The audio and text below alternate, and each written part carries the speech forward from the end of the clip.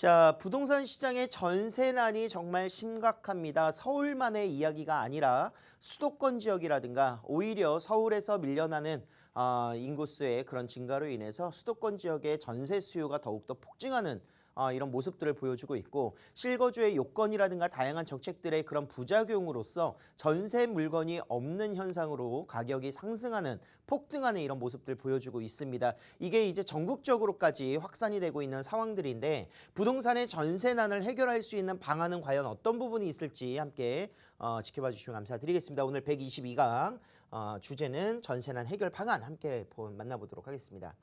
자, 지난 11월 19일이었습니다. 부동산 전세 대책이 나왔는데요. 자, 마땅한 전세의 그런 해결책들이 없다라는 점이 더욱더 정말 망연자실하지 않았나 이런 생각들이 들고 있는 대책이었습니다. 일단은 정리를 간단하게 한번 해보면요. 단기 주택 공급 확대를 위해서 공공임대 공시를 적극적으로 활용을 하고 전세형 주택 공급으로 이뤄내겠다라고 이야기를 했고요. 거기에 더불어서 신축 같은 경우에는 LH의 매입 임대를 통해서 비주택 공실들, 비주택이라고 하면은 이제 오피스라든가 이런 모텔이라든가 호텔 이런 유형의 주택들이 되겠죠. 리모델링의 주거용 전환을 시키겠다라는 이야기를 했었습니다. 중장기적으로는 LH 물량을 조기 착공, 지금 미착공됐었던 물건들을 조기 착공을 하고 공공이 같이 함께 참여하는 공공참여형 가로주택 정비 사업을 통해서 공급 물량을 늘리겠다는 전략을 세웠고요. 택지를 추가적으로 발굴하겠다 이야기를 했습니다.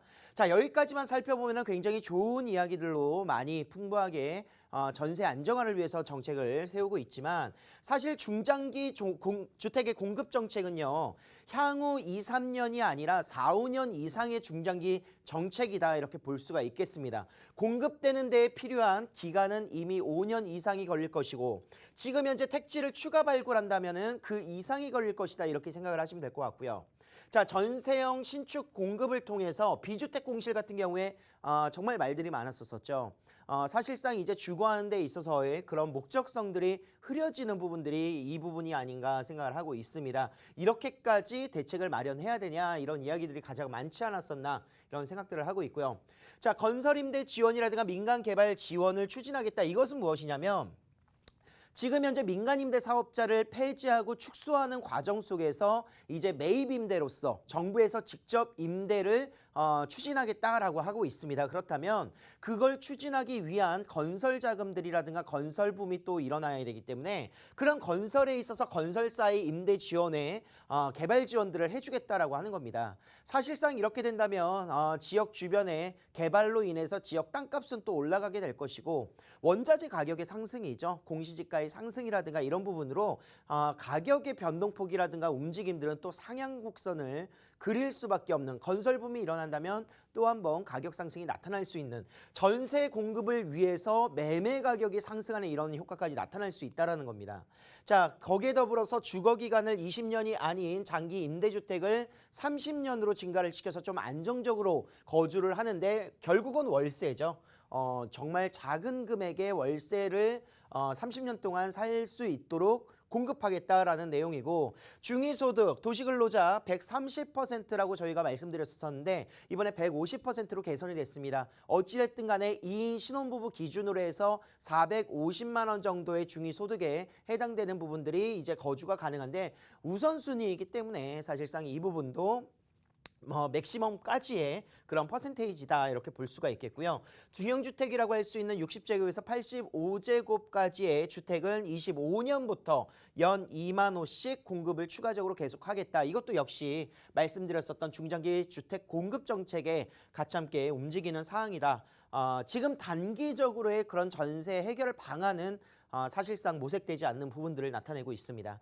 자, 월세 시장을 전세 전환을 하면서 지원을 하고, 오피스텔, 아파트를 대체할 수 있는 주택이라 하면 다세대 주택이라든가 오피스텔인데, 그나마 이제 준주거 지역이라든가 상업 지역에 구성될 수 있는 오피스텔에 전세 공급을 유도하면서 매입 보증금, 보증 개선까지 뭐 임대 사업에 있어서는 아파트는 안 된다 하지만 오피스텔이라든가 또는 다세대 주택의 임대 보증금 보증 개선을 하겠다라는 내용을 담고 있습니다. 그러면 저희가 이제 투자에 있어서는 목적성을 가지고 좀 계획해 보셔야 될 부동산의 투자 유형은 어느 곳으로 사람들이 몰릴 것인가를 또 보셔야 되지 않을까 생각을 하고 있고요. 잠시 뒤에 분석에서 한 번 더 정리를 해드릴게요. 자, 부동산 전세 대책에서 나왔었던 내용입니다. 전세가의 상승 원인은 저금리와 그리고 가구 수의 분화가 가장 큰 이유이다 이렇게 해석을 했었습니다. 하지만 이유가 될 수 있습니다. 이유가 될 수 있지만 가장 큰 이유는요. 임대차 보호 3법을 무리하게 추진을 했다. 저는 이렇게 생각을 하고 있습니다. 지금 현재 임대차 보호 2법이 시행이 되면서 실질적으로 2년 거주하면서 새롭게 나올 수 있는 물건들이 2년 연장을 통해서 4년으로 묶이다 보니까 공급 물량이 줄게 된 단기적으로 공급 물량이 줄게 된 것이고요. 거기에 더불어서 임대차 보호 3법으로 이제 임차인들뿐만이 아니라 임대인들 같은 경우에도 공급이 없다 보니까 가격이 상승하는 이런 효과까지 나타나고 있었습니다. 자, 이 지금 전세 대책이 나왔었던 부분 중에 아파트 공급 대책은 하나도 없었습니다. 기껏해야 서울 지역에 3,000호 정도의 그런 전세 공급 정책밖에는 없었었고요. 특히나 이제 30년 장기 임대 뭐 이렇게 해서 이야기를 하지만 중요한 것은 지금 전세를 들어가려고 하다가 전세가 없기 때문에 매매로 돌아서는 사람들의 가장 큰 니즈는 자가주택 마련입니다.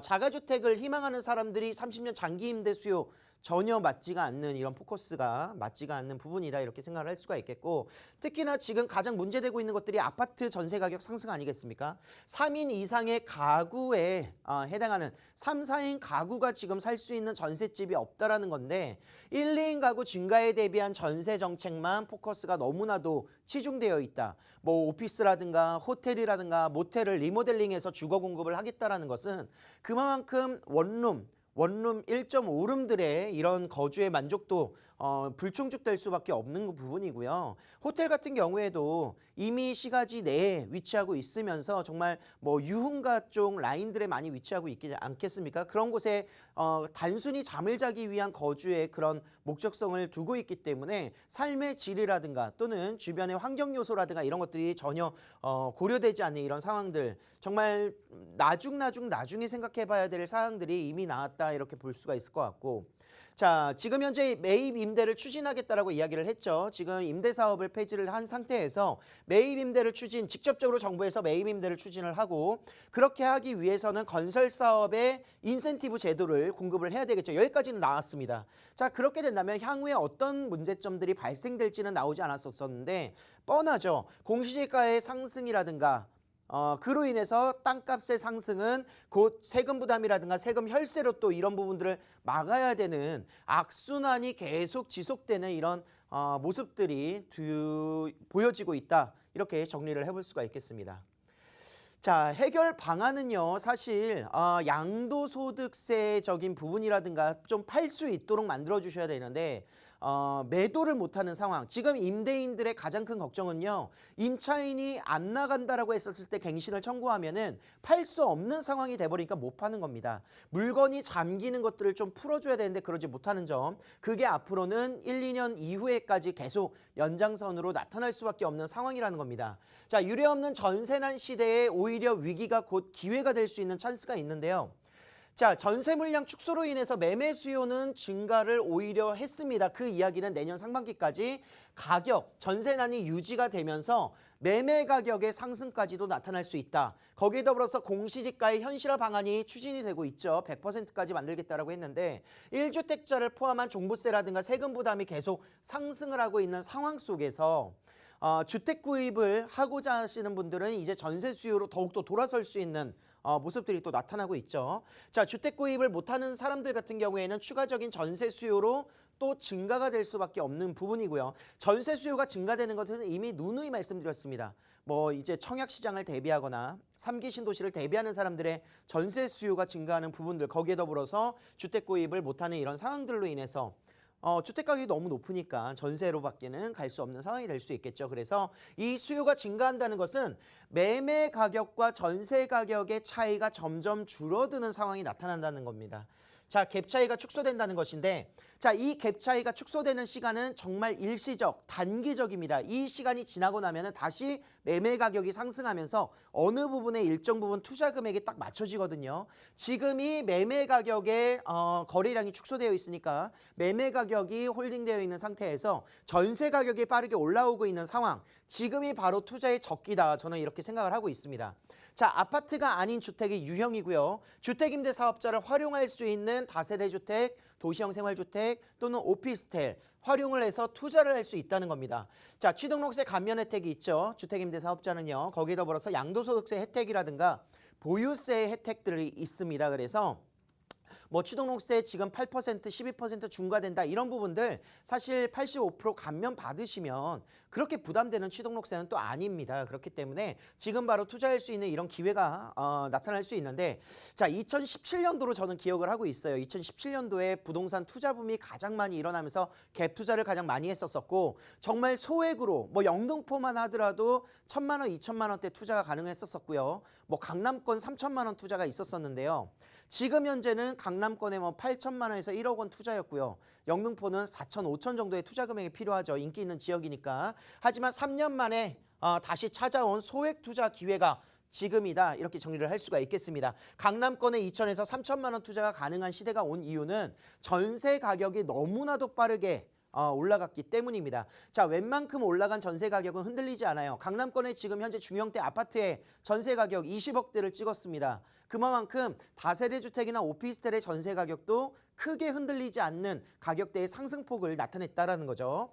자, 자녀의 앞으로의 그런 증여 목적이라든가 이제는 못 살 것이다 라는 생각으로 자녀에게 지금 증여하시는 분들, 생각을 하시는 분들 또는 공시가격이 현실화된다면 앞으로는 현금으로 주고 살 수 있는 주택 가격은 더욱더 높아질 수밖에 없습니다. 자, 그거에 대비한 투자 그리고 지금 현재 좋은 지역과 조금 비인기 지역의 양극화는 계속 나타나고 있죠. 양극화 시장에 대비한 전략을 세우신다면 지금 유례없는 전세난 시대에 오히려 기회가 될 수 있는 요소가 충분히 될 것이다. 이렇게 정리를 해보도록 하겠습니다.